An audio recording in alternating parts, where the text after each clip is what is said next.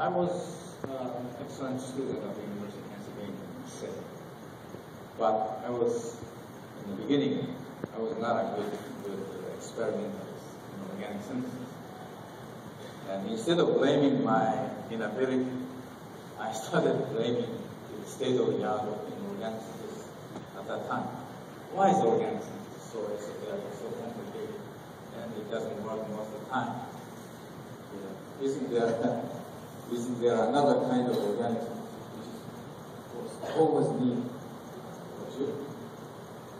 And Benjamin came up with this label game approach. This kind of notion, or lots of good ideas, are extremely good. So one should be able to generate many such things to be eventually successful. In my case, it was a label game approach. Here's organic compound,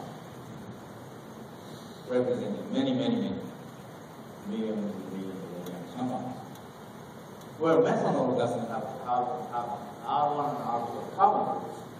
Methanol doesn't have carbon bond. But if you switch to ethanol and IR, you see carbon singles. Majority of organic compounds will have carbon singles. R1 linked to R2. So my notion was how to, in a general speaking way, come up with a method that will allow me to prepare any kind of R1 linked to R2 carbon single. And out emerged the notion that, well, maybe we should put X, that is electronegative element like a halogen, to R1. Then R1 has got to be positively polarized, right? And then metal, a whole bunch of metal. There are 60 or so metals that we can use, we can consider, to R2, the other one. Metal being positive, R2 being negatively polarized. So positive R1 containing compound and negative R2 containing compound. If you mix them, you should form R1, R2, and MX at the pipe. So I thought. Then I went to the literature, and it was not my own notion. This notion had been around, especially in the form of Grignard. So, with Grignard in France, used the magnesium data in this position, and did the same thing. But what he obtained, what he achieved, was rather disappointing. So I'll show you.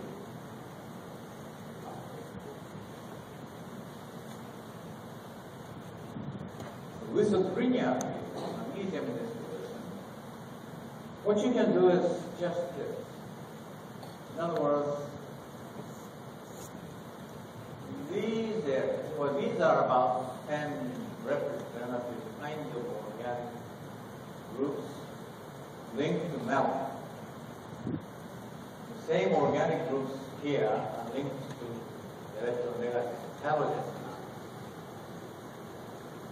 If you can, at will, combine any of these, one of this and one of this, at will, then you can cover most of the territory of organic synthesis. So I thought. But in reality, literature said, you cannot do this except in very special cases. No.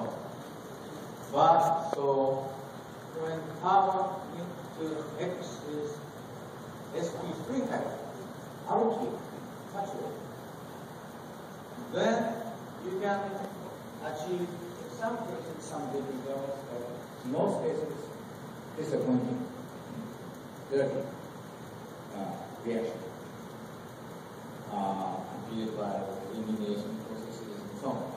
So, as a first year graduate student, my professor was emphatically telling us that, well, these things sometimes work, but by and large, you shouldn't consider them as potentially good processes.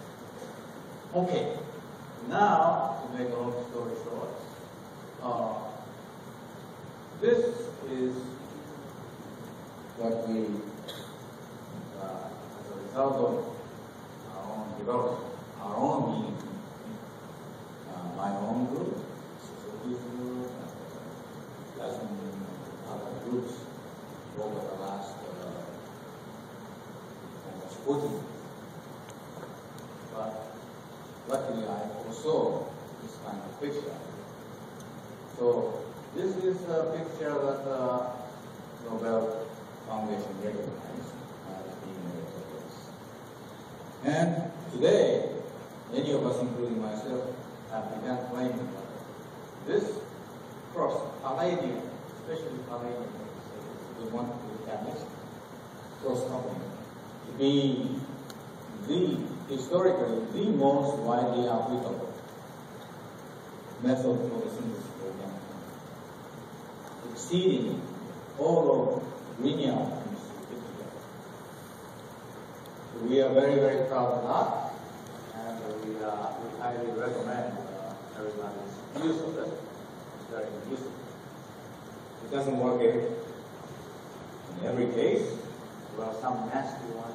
If you try to improve, try to make other benzyl propargyl with another propargyl, we are very, very to do it means reaction to occur. They're not very useful. Luckily, we found kinds of products that we obtain here can also be obtained by doing this. In other words, here we use the homo benzene. In other words, we just shifted the point of carbon-carbon bond formation by one position. Then it's a very clean reaction. We don't need to. Anyway, that's the essence of our work, which stemmed from my own dream as a rather poor